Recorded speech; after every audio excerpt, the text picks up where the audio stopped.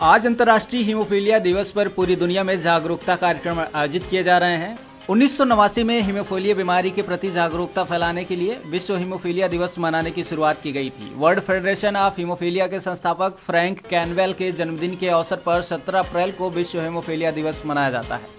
इससे पहले कि आगे बढ़े, आइए जानते हैं कि हीमोफीलिया होता क्या है।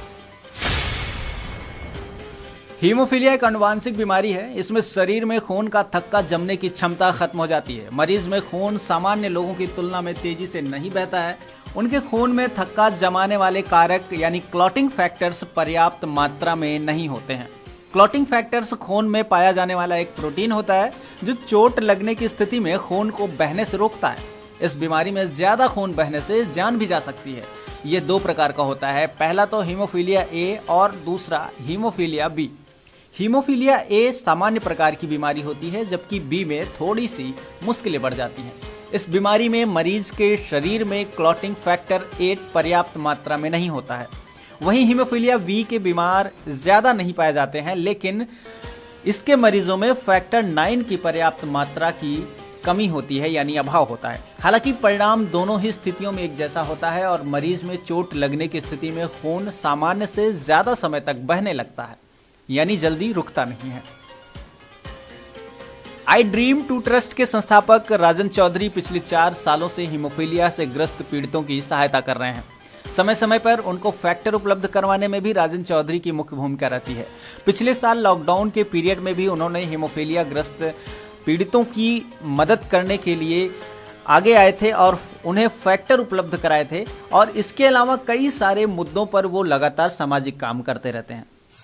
हीमोफीलिया दिवस के अवसर पर मैं आप सभी को बताना चाहता हूं कि विश्व हीमोफीलिया दिवस लोगों को हीमोफीलिया के बारे में जागरूक करने के लिए संपूर्ण विश्व में मनाया जाता है, जिससे कि यदि आपके आसपास कोई ऐसा मरीज है जिसको हीमोफीलिया है और उसको नहीं पता है, जिसके सिम्टम ये होते हैं कि यदि शरीर पे नीले धब्बे, जैसे जिसको नील बोला जाता है, वो पड़ रहे हैं, या किसी के कट, अगर थोड़ा बहुत कट लग जाता है, उसका लगातार रक्तस्राव हो रहा है, तो इसका मतलब ये है कि उसको हीमोफीलिया हो सकता है।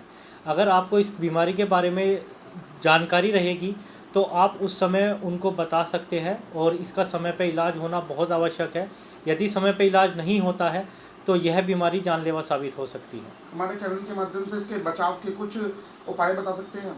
आपके चैनल के माध्यम से मैं एक ही बात कहना चाहूँगा कि इस बीमारी की जागरूकता बहुत ज़्यादा महत्वपूर्ण है। जितनी ज़्यादा जागरूकता होगी उतना जल्दी समय पे इलाज मिल पाएगा। बाकी बचाव के लिए जो हीमोफिलिक्स हैं वो यही कर सकते हैं कि कुछ ऐसा काम ना करें जिससे चोट लगने का डर हो। कोई जैसे खेलते हैं, कूदते हैं, ये काम थोड़े हीमोफीलिया वालों को बचना चाहिए जिससे। और समय पे फैक्टर लेना, जो इंजेक्शन इसका एकमात्र रोकथाम है, वो बहुत ज़्यादा ज़रूरी है। कुल मिलाकर हीमोफीलिया से बचना है। 2019 तक की रिपोर्ट ये बताती है कि 30,000 के आसपास के जो मरीज थे वो भारत में हीमोफीलिया से ग्रसित पाए गए थे, जिनकी संख्या अब बढ़ भी गई होगी। लॉकडाउन के पीरियड में हीमोफीलिया के पेशेंट्स को बहुत ज़्यादा समस्याओं का सामना करना पड़ रहा है, क्योंकि समय पर इलाज न मिल पाने की वजह से उनको ज़्यादा सफ़र करना पड़ रहा है। देखिए, हम पिछले 4 सालों से वैसे तो यहाँ मेडिकल में फैक्टर फ्री मिलता है और यहाँ पे जो भी आसपास के मरीज़ हैं उनको फैक्टर वो आके किसी भी समय ले सकते हैं। हमने पिछले 4 सालों में लगभग 100 से 150 मरीजों को यहाँ पे रजिस्टर कराया है, जिसमें काफ़ी सारे मरीज़ ऐसे हैं जिनको ये नहीं पता था कि उनको हीमोफीलिया है। तो किसी के माध्यम से उन्हें हमारा संपर्क, कॉन्टैक्ट नंबर हुआ। यहाँ हीमोफीलिया की जांच नहीं होती है तो उसके लिए हम उन्हें दिल्ली लोकनायक हॉस्पिटल है वहाँ पे भेज देते हैं। और जो हम कोशिश करते हैं, जो भी जितनी भी ज़्यादा हम मदद कर सकें, हर संभव प्रयास हमारा यही रहता है कि ज़्यादा से ज़्यादा हीमोफिलिक्स को हम मदद पहुँचा सकें। सरकार से कुछ मांग करना चाहिए?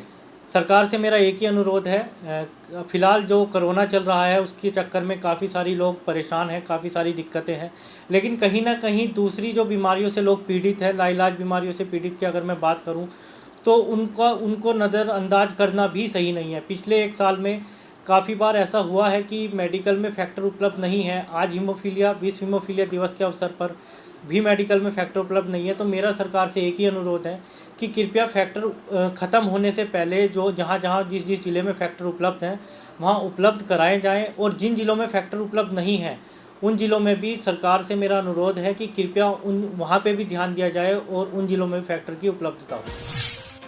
तो सचेत रहें, सतर्क रहें और विश्व हीमोफीलिया दिवस पर आप सभी एक दूसरे को इसकी जागरूकता फैलाएं और बताएं कि इससे बचने के क्या उपाय हैं और कैसे हम इससे बच सकते हैं। अगर आपको भी शंका है कि ये बीमारी है तो आप जरूर अपने डॉक्टर से परामर्श करें। मेरठ से ई रेडियो इंडिया के लिए नितिन कुमार की रिपोर्ट।